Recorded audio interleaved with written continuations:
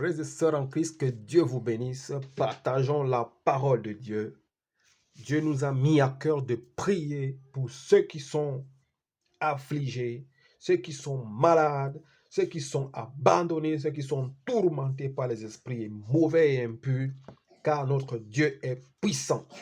Les ténèbres ne régneront pas toujours. Alors mon frère, ne fais pas foi et ne donne pas foi aux ténèbres. Crois-tu à un Dieu qui est puissant? Crois-tu à un Dieu qui est capable? Jésus-Christ, le ressuscité, celui qui a la clé du séjour des morts, celui que la terre n'a pas pu supporter le troisième jour, la terre l'a rejeté à cause de la puissance qui était en lui. Mon frère, Dieu peut. Il dit, il te sera fait selon ta foi. Et la Bible déclare qu'il faut que celui qui s'approche de Dieu croit que Dieu existe et que, enfin, qu'il puisse donner ce que son cœur désire. Nous allons dans le livre des Actes 3, Seigneur Jésus-Christ, manifeste ta puissance dans la vie de celui qui va écouter cette prière et que ton onction le couvre, papa. Que ta grâce surabonde dans la vie de tout un chacun qui va écouter cette vidéo. Que ta puissance l'environne afin que tu sois son armure, sa sécurité, sa force au nom puissant de Jésus-Christ. Acte 3, versets 1 à 10. Il était 3 heures de l'après-midi, l'heure de la prière. Pierre et Jean montaient ensemble au temple. Or, on amenait un homme boiteux de naissance qu'on installait tous les jours à la porte du temple, appelé la Belle, pour qu'il demande l'aumône à ceux qui entraient dans le temple. Voyant Pierre et Jean sur le point d'y entrer, l'homme leur demanda l'aumône.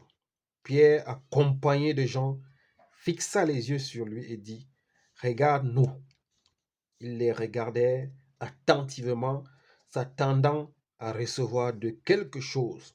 Alors Pierre lui dit, « Je n'ai ni argent ni or, mais ce que j'ai, je te le donne. Au nom de Jésus-Christ de Nazareth, lève-toi et marche. »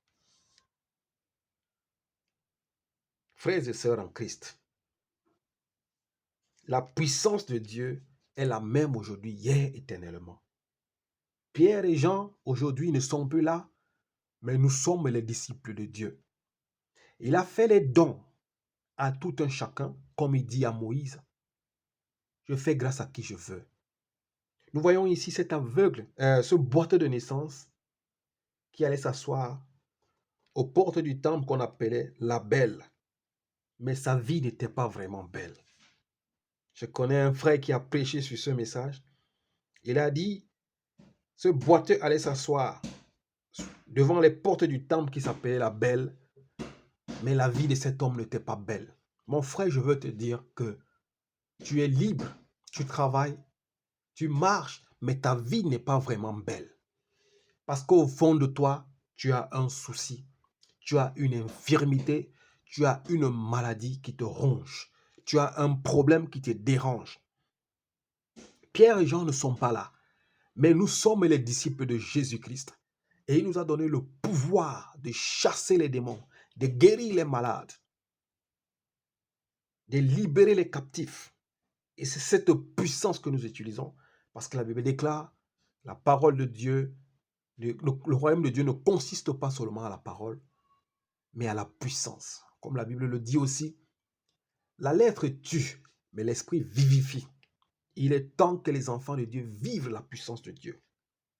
Ce boiteux allait se mettre à la porte du temple de la Belle pour demander l'aumône. Voyant Pierre et Jean venir, ils les regardèrent et croyant qu'il va recevoir quelque chose d'eux. Pierre et Jean, sur le point d'y entrer, cet homme leur demanda l'aumône. Pierre, accompagné des gens, fixa les yeux sur lui et dit, « Regarde-moi. » Il les regardait attentivement, s'attendait à recevoir de quelque chose. Mon frère, toi aussi tu t'attends à recevoir quelque chose de Dieu, ça fait des années. Que tu fixes les yeux sur Jésus-Christ, mais tu n'as jamais reçu ce que ton cœur demande.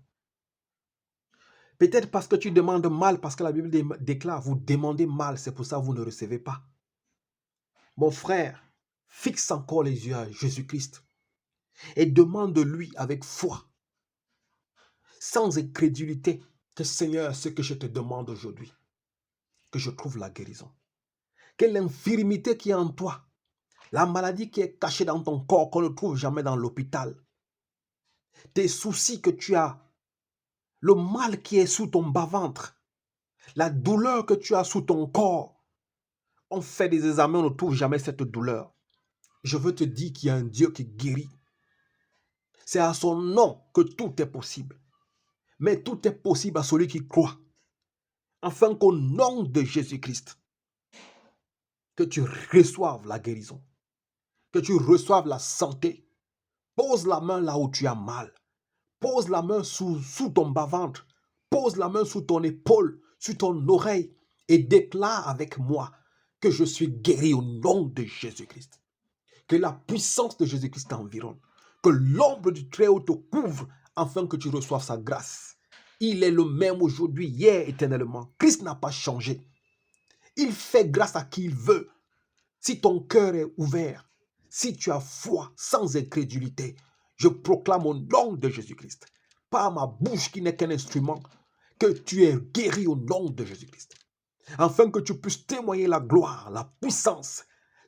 Cet infirme avait demandé l'aumône, mais Pierre lui a dit, regarde-moi bien, je n'ai pas l'argent à te donner, je n'ai pas de parole pour te fortifier, mais j'ai la puissance de Christ. Je te dis au nom de Jésus-Christ, sois guéri, sois libéré de ta douleur, sois libéré de ta maladie, sois libéré de ton souci, sois libéré de tes problèmes.